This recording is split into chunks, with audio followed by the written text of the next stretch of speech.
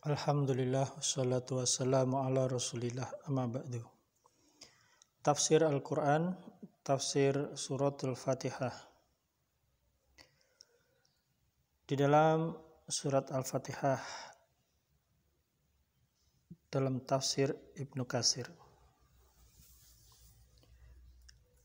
Siratal ladzina an'amta alaihim, jalan orang yang engkau, yakni Allah Subhanahu wa ta'ala, anugerahkan nikmat atas mereka.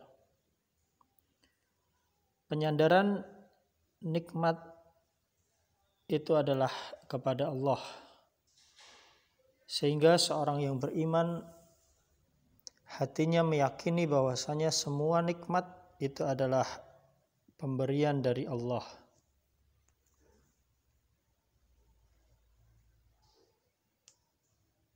Orang yang beriman, mereka memohon petunjuk kepada Allah agar diberikan jalan yang lurus,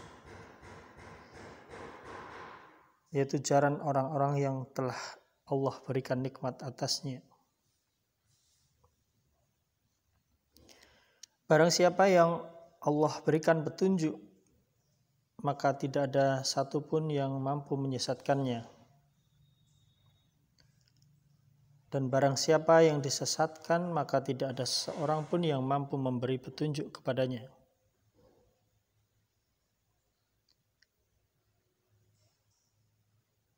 Sebagaimana di dalam surat Al-A'raf ayat 186. Dan orang yang kafir, mereka akan dibiarkan oleh Allah terombang-ambing dalam kesesatan. Sehingga Allah sendiri saja yang mampu memberikan hidayah, yang mampu memberikan petunjuk kepada manusia.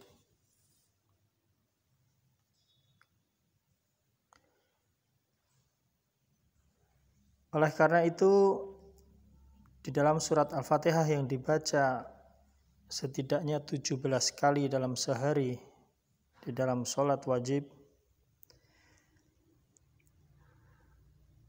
maka di dalamnya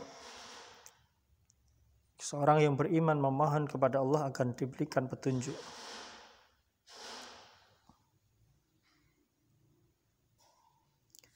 Idza ra'aitumul ladzina yattabi'una ma tasyabaha minhu, apabila kamu melihat orang yang mengikuti ayat-ayat Al-Qur'an yang mutasyabih, faulaika alladzina samallahu fahdharuhum, maka mereka adalah orang-orang yang telah dinamai Allah, maka waspadai terhadap mereka. Yakni orang-orang yang sesat, mereka akan condong kepada kesesatan.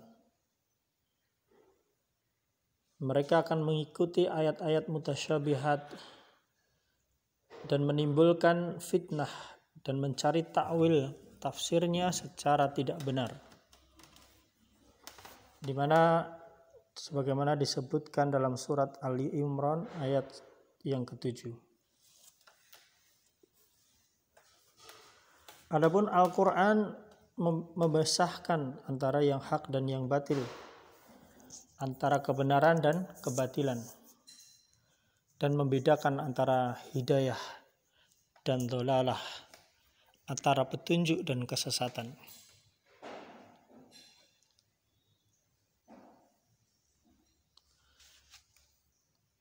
Kemudian yang berikutnya disunahkan bagi orang yang selesai membaca suratul Fatihah mengucapkan amin, yang maknanya adalah, ya Allah, perkenankanlah, kabulkanlah.